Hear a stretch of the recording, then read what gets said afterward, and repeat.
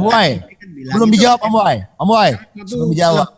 Kelebihan Gus Dur dalam berkomunikasi termasuk dengan para negara yang dituju itu adalah bagaimana beliau bisa menggelitik hati para kepala negara itu dengan jok-joknya, dengan kisah-kisah pribadi yang menyentuh dari yang bersangkutan dan seterusnya. Ya kan? Itu orang kalau disentuh hatinya gimana sih? Langsung kelepek-kelepek lah, ya kan?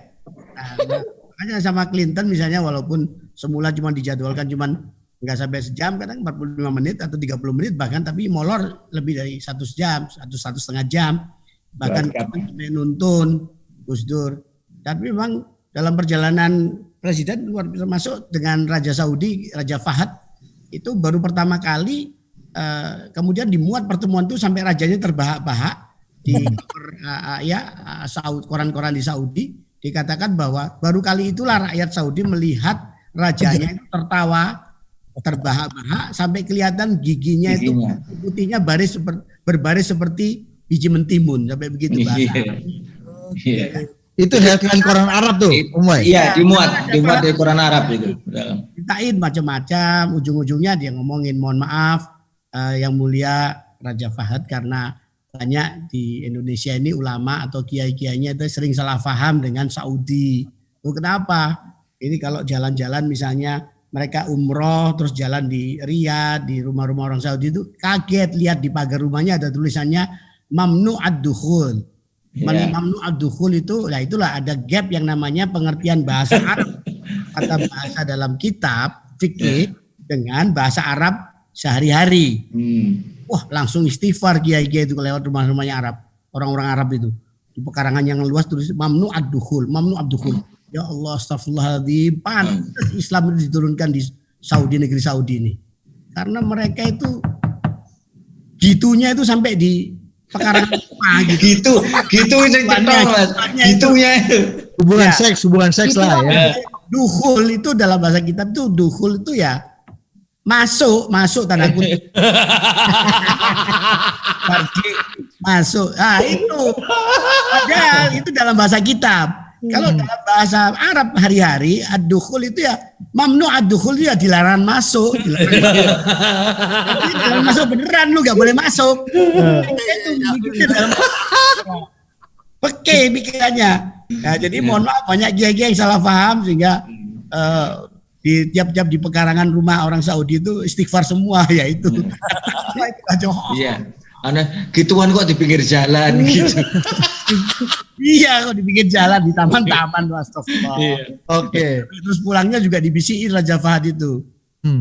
Yang mulia, terima kasih sudah menerima begini-begini, dibisiki sama Gus Dur. Berapa ya? Dikasih telinganya itu kan ada begini. Ya memang saya respect, appreciate sekali sama yang mulia karena Andalah satu-satunya raja di Saudi yang istri resminya cuma 1. Ya benar. Yang lain istrinya lebih dari 1, cuma Raja itu yang 1. Resmi. Iya, terus ditambahin lagi. Tapi pacarmu banyak. Dan itu ketawa, gak tersinggung. Ketawa. Ya. Gila. Jadi sama saya lah. Kira-kira. Aduh. Ibu Panglima. Mas Kapres. Oke, kita teruskan. Nanti ada cerita sendiri Gus Dur. Soal pertemuan dengan Clinton. Gua mau clarify sama Om Wai, Mas Rio. Mungkin itu juga ya. Salah satu ciri rasionalnya lagi kejeniusannya adalah dia punya kecerdasan bahasa. I'm sorry, gua melihat Gus Dur tuh yang dari jauh. Tapi kan baru sekarang jadi ini share Mas Wai. Jadi ini Diditnya sama saya ini suka bagi-bagi tuh video-video Gus Dur lama. Ada barang baru nih, ada barang baru gitu kan. Dan tiba-tiba tuh saya tuh kaget gitu melihat bagaimana dalam setiap interview dengan media-media asing ketika dia berbicara dalam bahasa Inggris. Itu his English very eloquent gitu loh. Grammarnya korek, kosakata vocabulary-nya tuh koleksinya tuh koleksi ujian GRE gitu loh bro. Dan bahasa Perancisnya bagus banget kan. Itu juga yang menyebabkan dia tuh bisa masuk kan. Bisa masuk ke kepala negara kan kalau ngejek gimana ya? Contoh menurut gue gini. Dan bisa ngelucu bro. Kalau ngelucu itu kan berarti orang yang diajak ngomong paham betul gitu. Sederhana bro. Misalnya gue gini. Nah, gue misalnya gini ya, kayak gue nggak pernah bisa ketawa lihat acara-acara komedi dalam channel Amerika, tapi anak gue ketawa karena anak gue tuh udah bisa ngelawan nama gue. Nah, saya mau nanya sama Mbak Inaya, Om Wai dan Mas Prio, Gus Dur itu kecerdasan bahasanya karena dia memang seorang poliglot, jadi memang yang udah Allah kasih aja, dia gampang belajar bahasa apapun, atau memang pernah tinggal di luar negeri? Kalau Arab pernah lah pesantren. Khusus Englishnya itu di mana? Kalau Greg Barton bilang SMP itu 4 bahasa Gus Dur katanya di. Kita mau tanya langsung dari Silakan Pak. Ya selain bahwa dia poliglot ya itu jelas gitu. Karena maksudnya kecerdasannya salah satunya memang linguistik gitu. Nah tapi itu juga sangat kemudian dibantu oleh, jadi gini, kalau hanya kecerdasan linguistik gitu ya, memahami bahasa, memahami grammar, belum tentu orang itu memahami konteks gitu. Terutama konteks budaya, dan Gus Dur sangat memahami konteks budaya gitu. Nah itu didapat dari, jadi ini salah satu cita-cita saya sebenarnya, itu adalah napak tilas perjalanannya Gus Dur. Jadi Gus Dur itu melakukan perjalanan ketika dulu waktu dia kuliah di mana namanya, di Mesir, di Al-Azhar. Gus Dur tuh kuliah di Al-Azhar. Saya bilang kuliah ya, karena kuliah sama lulus beda. Gus Dur itu kuliah banyak pengalaman sama nih kuliah itu. Kemudian begitu nyampe sana, Gus Dur setelah kuliah, akhirnya dia malas nerusin karena dia ngerasa ini mah sama aja, semua kurikulumnya udah dia dapat gitu di pesantren gitu. Akhirnya dia sibuk main, sibuk ketemu kelompok-kelompok lain, dia nongkrongnya di pusat-pusat kebudayaan, dia nonton film banyak sekali. Gus Dur dulu waktu sekolah di SMAP pernah nggak naik karena kebanyakan nonton bioskop gitu ya, karena bolos melulu. Nah, waktu kuliah juga begitu. Nah, begitu dia nggak kuliah di Al-Azhar, kemudian melanjutkan ke Baghdad gitu ya. Di Baghdad itu kemudian setelah itu dia melakukan perjalanan terus sampai ke Eropa. Jadi kenapa Gus Dur itu bahkan menikahnya itu LDR? Jadi menikah itu nggak Gus Durnya nggak ada pada saat pernikahan. Pernikahannya via foto, via telepon. Iya. Yang ijab kabul belum ada Zoom ya? Belum ada Zoom ya? Ya nggak ada Zoom waktu itu, tapi bisa ya? Bisa dong, kan boleh, dalam Islam boleh kan, yang wali aja. Iya, diwakili wali. Gus Dur waktu itu diwakilin sama kakeknya. Jadi dulu penduduk kampungnya di sekitar rumahnya nyokap itu kaget karena tiba-tiba ada kakek-kakek, ini kiai parah banget nih, nikah sama anak umur 19 tahun gitu. Iya itu ada cerita. Karena pamannya Gus Dur udah sepuh gitu. Ternyata beberapa 2 tahun kemudian Gus Durnya pulang, terus mereka bikin resepsi, orang pada ternyata beda ya gitu. Ternyata ini suaminya gitu. Nah, itu karena Gus Dur itu nggak ada di Indonesia pada saat itu dan harus nikah karena Gus Dur nggak mau dilangkain. Jadi waktu itu adiknya mau nikah, terus nyokapnya nelpon, kamu mau pulang nggak? Kalau kamu nggak pulang, kamu dilangkain nih gitu. Karena enak aja katanya. Dia nggak mau pulang, tapi dia nggak mau dilangkain. Jadi cara kakak cerdas kan, jadi ya. tapi gini, poinnya adalah pada saat pengembaraan itu, Gus Dur itu jadi gini, di Perancis dia jadi tukang petik apel, di Belanda dia jadi tukang cuci, di Jerman dia ngapain, jadi tukang bersih-bersih, di mana dia ngapain, itu sangat membantu jelas. Nah itu berapa lama, Mbak? Berapa lama ya? Lama banget. Nggak, berarti itu ini movie banget Didit. Ini film banget ini. Kacau, ini film banget ini, movie ini. Apalagi kalau buku wasiatnya Om Wai udah keluar kan. Wow. Dan gue pernah baca itu di Irak itu Gus Dur karena saking tengah malamnya nggak pulang-pulang baca buku di perpustakaan, penjaga perpusnya udah nitipin kunci sama Gus Dur. Gitu. Ini kamu pegang aja. Ada tuh laporan. Iya, udah dikasih ke Gus Dur aja kuncinya. Ini soal bahasa mungkin saya bisa kasih informasi sedikit ya. Salah satu tugas saya dulu ketika Gus Dur menjabat presiden itu, saya menemani wartawan yang interview one on one. Jadi waktu Gus Dur itu sehari itu bisa 4 atau 5 wartawan dari berbagai media Indonesia maupun asing yang interview one on one. Sampai detik ini saya tidak tahu Gus Dur itu bisa bicara berapa bahasa. Yang jelas kalau Arab, Inggris itu beliau sudah jelas fasih. Tapi beliau selalu menggunakan bahasa asing sesuai dengan medianya yang interview one on one itu. Ketika dimulai basa-basi, kalau dia dari Jerman ya basa-basinya pakai bahasa Jerman. Kalau Belanda ya Belanda bahasa Jerman, Prancis, Spanyol. Meskipun nanti setelah itu wawancaranya dalam bahasa Inggris. Tapi ketika di awalnya itu bahasa-basinya beliau pakai bahasa di mana si wartawan itu berasal. Sampai bahasa Jepang pun saya pernah dengar itu bicara.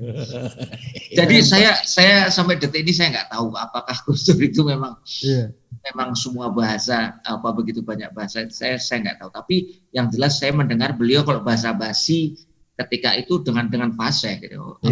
Jepang ya gitu. Konnichiwa, ugenki desu. Kalau bahasa Prancis saya tahu Mas Priyo. Telomu gosong, telomu vie gitu kan. Telaku gosong, vie ya. Bahasa Prancis Gus Dur masuk yang fasih.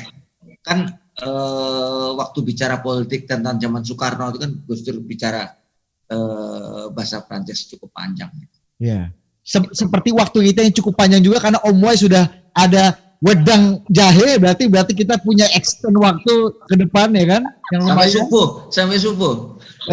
Ini kita uji ke NU-an. Om Wai dan Manai. Oke. Next kita. Ini online loh. Kalau ini offline, ini sudah jadi lahan fitnah buat saya karena saya perempuan sendiri di sini. Kamu kena RUU apa tuh? Apa ya yang belum disahkan yang tadi yang nggak jadi? KUHP. PKS. KUHP benar-benar. PKS. PKS. By the way, ini penonton kita stay loh. Di berapa nih sekarang nih? 560. 560. Coba. Gak bergerak 560 orang Om Wai. Ini nonton kita live. Ada dari nih, gue bacain ya, ada dari Myanmar, ada dari India. Bumi Ayu hadir katanya. Mereka bisa mengajukan pertanyaan nggak Mas? Banyak. Bisa. Ini yang di dalam teori politik disebut dengan kotel efek gitu. Dari Om Wai gitu. Karena kita menghadirkan artis ibu kota kan, Wahyu Muryadi. Iya betul. Mengerek share dan rating jadi itu. Meskipun agak susah dan sombong tadi kan, aku acara komisaris dulu, Bud. Sombong benar, sombong. Terus ancamannya apa tadi, Mas? Ancamannya apa sampai beliau mau? Ancamannya apa sampai beliau mau tuh tadi? Proyek infrastruktur akan dikurangi 20% tahun depan. Utama karya. Tapi memang dalam hal kecerdasan bahasa itu membedakan Gus Dur dengan bokap-bokap default ya. Iya, bokap-bokap default pada umumnya gitu. Oke. Coba kita putar lagi Jar, apalagi yang menarik, siapa tahu Om Wai sama Mas Priyo bisa komen lagi nih. Gue baru denger tuh cerita Bu Ainun tuh. Lu baru denger kan, Ri? Iya, merinding gua, Bos. Coba. Merinding, emang ini kan kekuasaan ini amanah yang berat gitu loh. Itu yang mau disampaikan Bu Ainun kan. Artinya seorang istri, seorang anak tuh mempersif bapaknya in power itu berbeda sama kita khalayak kan. Iya. Dan gue sebenarnya mau ngelanjutin nih diskusinya, lanjut. Tapi gue takut. Mending apa Mas? Apa itu? Apa Mas? Enggak jadi. Mau takut. Gak ada takut di sini. Ayo Ri, apa Ri? Enggak, lanjut aja. Oke, terus. Ini di forum-forum, gue pengen nanya, ini di forum-forum internasional, tadi aku lihat di sidang umum PBB, ini di World Economic Forum. Ini Gus Dur gimana Om Wai, Mas Priyo, Mbak Nai? Maksudnya Gus Dur kan nggak terbatas sekali dalam membaca. Bukan terbatas, emang kagak bisa baca. Ya maksud gue gitu, gimana dia menguasai materi-materi yang di briefing sama menteri-menteri teknis untuk dia sampaikan di World Gak Economic perlu Forum. lagi, dia udah baca banyak, udah tahu kepalanya. Bro, Nah, itu ini gue bisa jawab nih, gue bisa jawab nih. Marah-marahin lu. Gue bisa jawab nih soal ini. itu nih. beliau nggak pernah dari Gua menteri baca, teknis. gua pikir briefing note tuh gak dibaca, salah Iya, ini. itu saya pernah mengalami mungkin 2-3 kali pada sebelum sebuah acara ini di istana ya. Kemudian menteri terkait itu membriefing beliau. Bapak Presiden ini nanti begini gitu. Gus Dur juga dengan anunya mengangguk menghargai briefing note-nya dari menteri terkait gitu. Tapi ketika di acara yang disampaikan beliau sama sekali berlainan, Mas. Gak ada hubungannya. Tapi saya masih nyambung, Mas, masih nyambung ya? Oh iya, nyambung. Cuman pointersnya adalah Nggak dibahas. Enggak. Itu tidak hanya sekali saya temui. Itu Saya termasuk di forum-forum internasional, Om Boy. Oh iya, kalau di forum internasional itu bahkan beliau apalagi kalau di kuliah umum atau beliau itu berbicara banyak, kemudian ini menurut buku ini judulnya ini pengarangnya ini halaman sekian gitu, Mas. Jadi kita ini kayak kalau sekarang tuh kayak Google berjalan gitu beliau itu. Mungkin kalau di Ustadz zaman sekarang dia kayak Ustadz Adi Hidayat lah ya kan. Nah, tahu bukunya di mana, kutipannya. Tiba-tiba orang ngasih brief, ya tau lah staffing ngasih brief kan. Ini salah kutip. Enggak, tapi gua bisa jelasin satu nih, Bro. Gus Dur tuh pernah bilang gini. Jadi ditanya moderator, ini diceritakan oleh senior-senior gua di UI. Jadi waktu itu ada pembicaranya Kwi Kian-gi sama Gus Dur. Jadi pas itu Gus Dur tidur katanya kan, habis moderator mau nanya, gua mau nanya Gus Dur nih gitu kan. Tahu-tahu Gus Dur bangun, nyambung diomongin semuanya. Terus pas itu ditanya, Gus kenapa bisa nyambung sama omongannya Kwi Kian-gi? Kan saya tahu lah Kwi Kian-gi itu kan ngomongannya kan nggak jauh-jauh dari seputar statistik. Nah statistik ini kan kayak BH, nggak penting BH-nya tapi ada apa di baliknya gitu. Itu bercandanya nggak seksis, tapi maksud gua dalam konteks ini dia menganalogikannya dengan tepat gitu. Jadi yang paling penting itu the meaning of the data ini yang paling penting gitu. Bahwa jorok-jorok juga nggak, jokes jorok juga nggak tuh Gus Dur? Ya kayak gitu. Ada gini. Ada satu joke-nya Gus Dur waktu lagi. Jadi gini, Gus Dur itu benar-benar dia akan ngejok ke semua orang. Literally semua orang gitu. Yeah. Nah, permasalahannya adalah joke itu dia baru bisa jadi kalau kemudian ketemu dengan penerima yang tepat juga gitu kan. Kalau enggak ya miss gitu. Suatu hari Gus Dur ada di mobil, waktu cuma ada saya, terus kemudian ada Gus Dur dan ada satu menterinya orang Sumatera Utara, saya lupa dia menteri apa. Bungaran Saragih bukan? Enggak ya. Saya nggak mau sebut nama. Tapi sebut provinsi, Bro. Kita bisa identifikasi menteri Sumatera Utara. Oh, Jenderal Luhut kali ya. Nama. Om Waktu itu Gus Dur cerita gini, iya suatu hari ada anak dia sekolah tinggi udah jadi insinyur dan segala macam gitu ya, dia ketika pulang nyampe rumah dia bilang sama bapaknya, ayah aku sudah bikin mesin ini luar biasa sekali gitu, ini akan membantumu. Mesin apa ini mesin kalau dimasukin sapi dia keluar jadi sosis gitu. Ini kan luar biasa gitu. Ini kehebatan anakmu gitu. Karena anakmu pintar dan segala macam. Bapaknya cuma ngomong gini, kamu masih hebatan bapak lah. Bapak masukin sosis keluar kamu.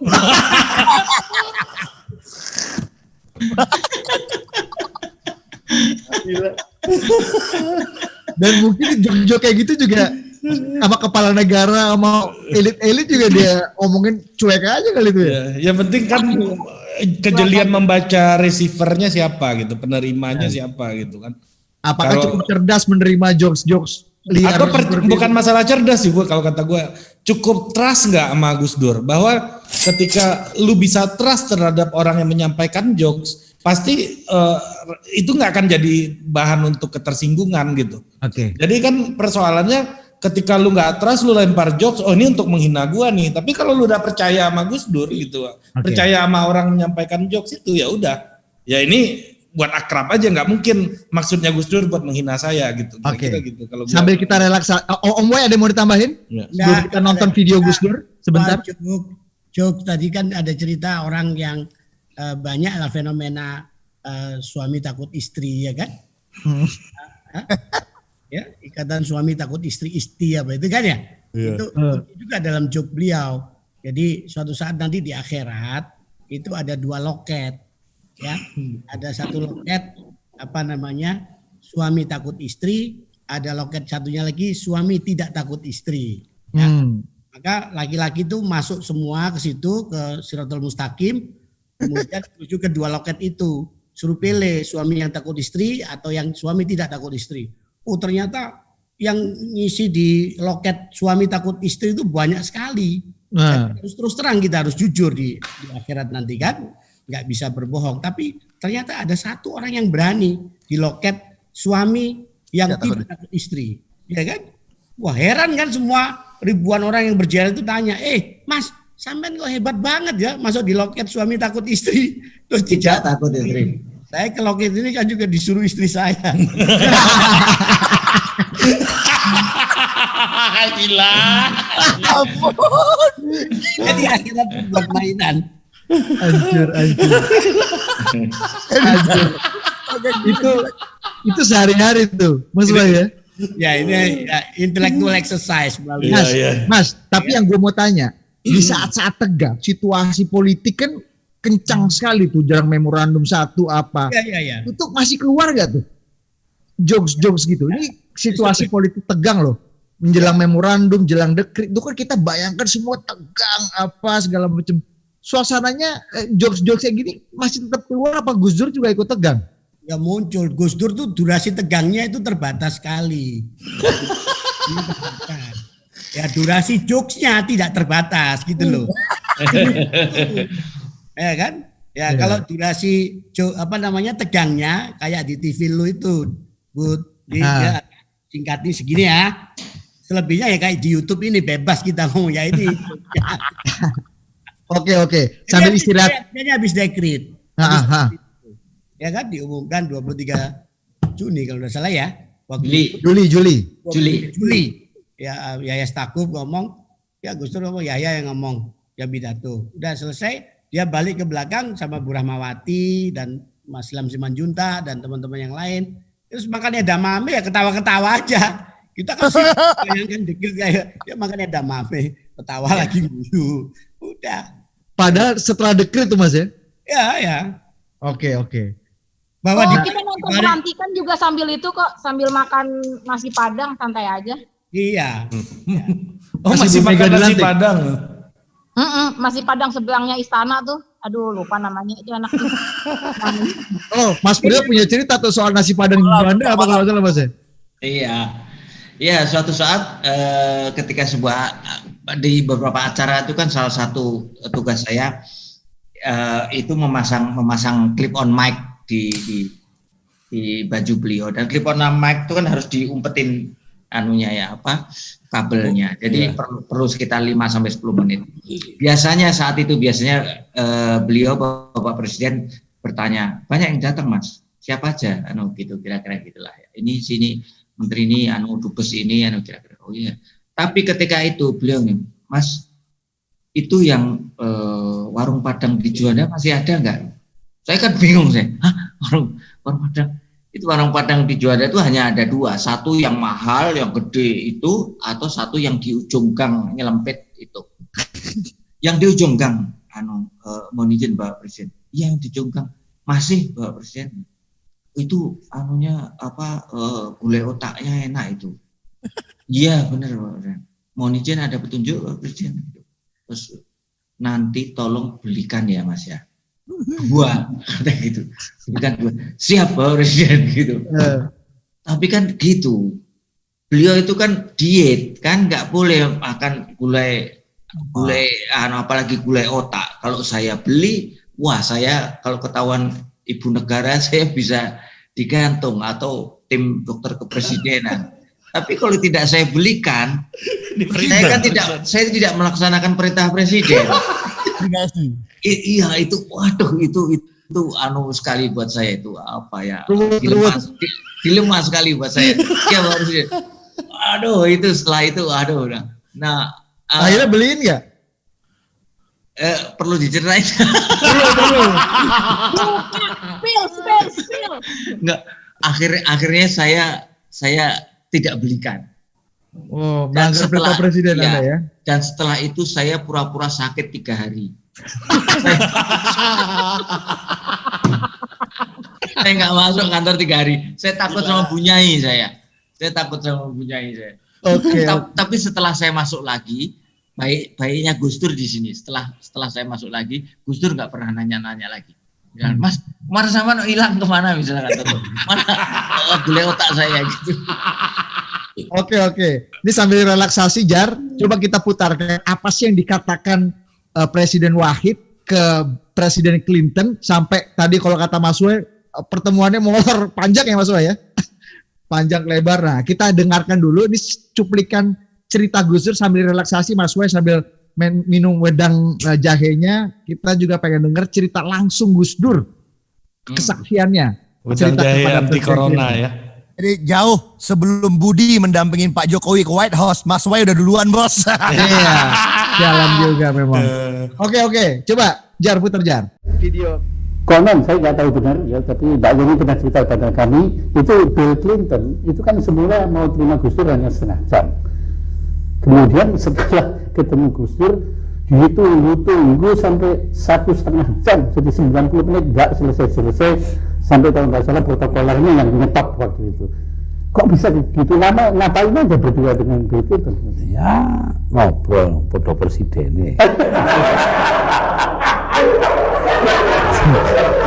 Saya ceritain kepada Bill Clinton ya, di belakang meja tulisnya itu, meja tulis presiden itu di tembok ada apa itu namanya bolongan kecil gitu ya, itu dulu tempatnya Eisenhower naruh itu tongkat golfnya itu golf stick. Nah Presiden Kennedy lalu ngajak wartawan ke situ, ini loh perpustakaannya Eisenhower. Seneng saya dongeng gitu. Oh mana Gus Dur yang dongeng begitu? Iya, terus dia nanya di buku apa itu? Tenang, di bukunya Ted Sorensen saya bacanya. Jadi Bill Clinton sendiri malah nggak tahu ceritanya itu ya? Ya, enggak masa presiden mau baca buku. Oh. Di Amerika presiden baca buku itu artinya dia nganggur. Nah, kalau di sini presiden harus baca buku karena memang nganggur.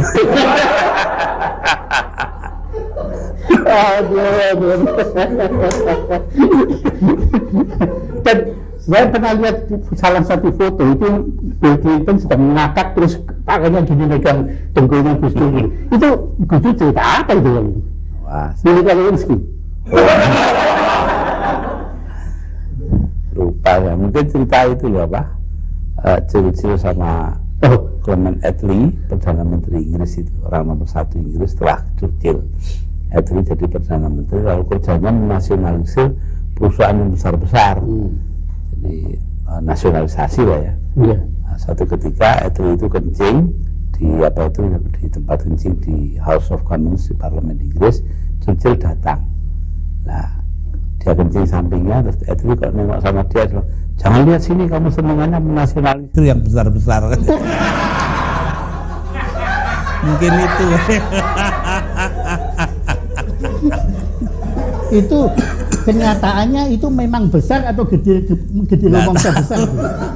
Untungnya. Jadi itu Bill Clinton belum tahu dong yang itu, belum tahu ya. Wah kalau gitu Bill Clinton ketagihan ketemu beliau. Tapi di samping bicara tentang Churchill, bicara tentang golf itu, apalagi yang dibahas selama 1,5 jam itu kan lama. Oh ya, itu mengenai penanaman modal. Amerika di luar negeri termasuk di Indonesia, ya, bagaimana dia akan membentuk kelompok tenaga ahli di bidang itu. Cuma sayang ya saya tidak berani ngomong karena dia tidak paham kalau saya ngomong. Sebenarnya saya mau bilang saya tadinya itu, ya Anda menyiapkan tenaga ahli, kami sudah punya calon ahli. Di NU itu banyak calon ahli kubur. Itu cerita yang bikin jadwalnya Mas Priyo dan Om Wai di White House molor nggak keruan. Iya. Jadi saya potong tadi, saya kutip lagi tadi tadi kita sempat jadi agak teknis ya. Jadi ketika Gus Dur bilang loh kok seneng, Bill Clinton nggak tahu tuh buku itu, bukunya Ted Sorensen. Loh enggak lah, masa presiden baca buku ya kan? Itu artinya kalau di Amerika kalau presiden baca buku artinya nganggur. Nah, di Indonesia presiden memang harus baca buku karena memang nganggur gitu. Itu jok tingkat tinggi itu. Coba, Nif, lu sebagai pemerhati politik Amerika, coba lu lihat fenomena Clinton dan Wahid waktu itu dengan presiden-presiden Indonesia lainnya ketika ketemu. Nah, bukan pemerhati tapi penghayat beliau ini, penghayat politik Amerika. Soalnya gaulnya sama Congressman Ed gitu sekarang. Iya. Karena begini, gue nggak tahu ya, yang gue pelajari pada akhirnya ya Gus Dur itu memperlakukan kepala negara whoever the president, dia tuh adidaya ya human being aja. Yang kadang-kadang orang menganggapnya kejauhan dan ketika dia menganggap sebagai manusia ya dia bercanda biasa aja. Problemnya sama lagi kan ada proverb gitu, only boss talk to boss, wali talk to wali. Ya, artinya dia sampai pada level itu dan akhirnya ya waktu itu jadi kurang ya kayak ngomong-ngomong di warung kopi aja jadinya. Gitu. Iya benar. Ya jadi emang konsepnya Gus Dur soal kekuasaan itu profan kan, bukan sesuatu yang sakral gitu. Ya. Bisa, mohon maaf, tapi dengan segala hormat misalnya kan ya kalau sekarang misalnya Pak Presiden kita ketemu Pak Obama ya bawa teks bawa contekan kan, artinya kan itu dituliskan oleh Ed gitu, oleh staffingnya. Nah kalau Gus Dur kan yang dibawa yang di kepalanya aja, ya komunikasi yang paling baik ya apa yang ada di hati di kepala ya diomongin aja gitu. Jadi ya mungkin seperti ya itu. Iya, karena Gus Dur dikasih contekan juga nggak bisa baca kan. Ya artinya itu kan. Mungkin tapi satu hal tentang Gus Dur ya. Saya memandang Gus Dur itu salah satu sosok yang sangat piawai dalam berkomunikasi. Dalam arti terhadap semua kalangan ya. Baik dari tingkat kepala negara maupun kepala pemerintahan sampai ke rakyat yang paling beliau bisa berkomunikasi. Menurut saya itu susah sekali ya. Apalagi beliau bisa selalu ngejok, bisa guyon dengan strata yang paling bawah maupun sampai strata paling atas. Jok itu kan harus konteksnya harus nyambung, kulturnya harus nyambung. Itu yang menurut saya ajaib menurut saya ya. Itu suatu hal yang sangat tidak mudah menurut saya. Ya. Dan sebagai anak ideologi, saya lihat tuh nurun ke Om Wai. Kita lihat di acaranya itu kan dia bisa ngomong sama siapa aja, Bos. Betul. Om Wai kan. Dan tidak menghambat jabatan barunya sebagai komisaris. Nggak ada urusannya. Nggak ada urusannya. Meskipun dia mewawancari tokoh-tokoh yang berbahaya. Nggak ada urusan. Saya sudah minta izin ke Sekretaris Menteri BUMN. Ini apakah saya menjadi host di acara e-talk show di TV One? Apakah ini kira-kira akan mengganggu parsialitas segala macam? Oh enggak Mas, jalan terus. Benar ya, jalan terus ya sudah. Bagi saya sih ya terus saja. Kalaupun ya dicoret diganti ya nggak paten juga biasa. Oh iya. Karena kekuasaan itu hanya kulit ari ya Mas. Kekuasaan jangan sampai menyandera kita di dalam hati. Biasa saja, ya kan? Biasa aja. Oke, ini udah jam 12, Bapak Ibu, teman-teman. Dahsyat sekali ini agak ugal-ugalan live kita hari ini. Kita sudah sampai di ujung-ujung. Sebelum nanti kita tutup dengan satu joke Gus Dur dan saya minta nanti di mute semua supaya kita bisa denger baik-baik jokesnya terakhir. Jokesnya receh, udah sering kita denger tapi kayaknya selalu kangen lah kalau denger jokes Gus Dur. Ri, gimana cara menutup ini di ujung-ujung nih ya? Iya, kita kan nggak perlu simpulkan apa-apa karena penonton kita kan pinter-pinter, bro. Betul, setuju. Ya udahlah. Tidak perlu ada kesimpulan. Iya, mungkin kita Kalau boleh tak tambahkan ya, dalam perjalanan dinas ke luar negeri khususnya itu yang mungkin ini masuk Guinness Book of Record ya, World Record di barangkali adalah perjalanan Gus Dur ke 16 hari ke 17 negara loh, bayangin coba. Iya. 16 hari 17 negara, Om Wai. Yes. Ya, tahun 2000 itu termasuk pas awal-awal saya dipercaya sebagai kepala protokol mengatur perjalanan itu sama Pak Alwi Shihab, Menlu, sama kepala protokol negara Pak Rahmat Ranudi Wijaya. Itu waduh ribet itu ngatur. Termasuk mengajak 85 pengusaha. Ya. Gal Bakri, Pak Setiawan Jodi segala macam, ya kan? Semuanya kalau misalnya aneh-aneh saya tegur waktu itu. Iya 85. Jadi itu bayangin kita aneh-anehnya apa nih? Subuh di Paris berangkat, habis subuh berangkat terbang, kemudian makan siang di Roma, ya, makan malam di Bonn, besok lagi nginep di Bonn, besok lagi di Berlin, coba bayangin 16 hari 17 negara. Ini kayak cerita dalam lawakan itu, beneran terjadi itu. Jadi saya coba kalau saya masuk ke toilet tuh saya lihat ini di depan di atas langit kota ini saya kencing ah. Nah, Dan satu juga rekor mungkin bisa masuk muri ya. Pertama kali dalam sejarah sosok yang non PNS bisa jadi kepala biro protokol kepresidenan. Itu Bapak Wahyu Nurdin. Ya, dan beliau bisa melaksanakan tugasnya dengan baik. Benar. ya. Mas Wai. Mas Biro katanya dulu kepala biro pers juga satu-satunya yang non tentara Mas ya pada zaman ini ya. Oh iya, dan beliau itu Pak Darmawan kalau nggak salah ya. Darmawan Ronodipuro. Beliau juga waktu itu statusnya sudah swasta, tetapi sebelumnya beliau ada di Deplu, masih PNS juga. Kalau yang murni swasta ini Al Mukarrom Mas Wahyu Muryadi.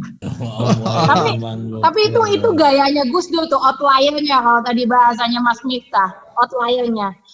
Giliran yang lain memiliterkan sipil, Gus Dur mensipilkan militer. Iya, dan betul, dan itu salah satu ramalan Gus Dur juga. Sekarang ASN kan seperti itu. ASN sekarang dimungkinkan bahwa diisi jabatan diisi dari non PNS. Jadi Gus Dur memang sudah jauh melangkah ke depan waktu itu.